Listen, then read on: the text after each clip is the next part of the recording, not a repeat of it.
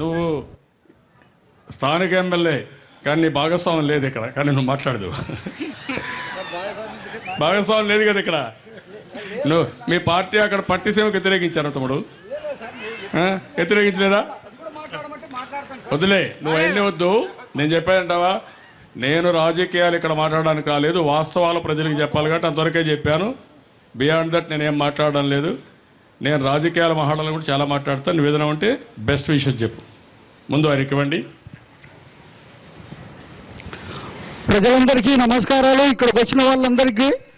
కానీ ఈ యొక్క ముచ్చమరి ఎత్తిపోతల మన చంద్రబాబు నాయుడు గారి సీఎం గారి చేతుల మీదుగా ప్రారంభం జరిగినందుకు మాత్రం చాలా సంతోషంగా ఉంది. కానీ దీనికి పునాది వేసిన వాళ్ళు ఎవరు? వైఎస్ రాజశేఖర రెడ్డి గారు. పోలవరం ప్రాజెక్టు కూడా పునాది వేసిన వారు ఎవరు? ఆయన భిక్ష. నేను చెప్తున్నా, సారు చేతుల మీదుగా పూర్తయింది సార్. పునాదులు వేసిన వాళ్ళు కాదు, పునాదులు చాలా వేసి వెళ్ళిపోయారు. అది పునాది. వినయా తమ్ముడు, నువ్వు వినాలా? అరే నువ్వు వినయా, నేను చెప్పింది. హరీష్ రావు గారేమో సిద్దిపేటలో గుట్టు చప్పుడు కాకుండా 2000 ఇళ్లు కట్టుకుంటున్నాడు అధ్యక్ష.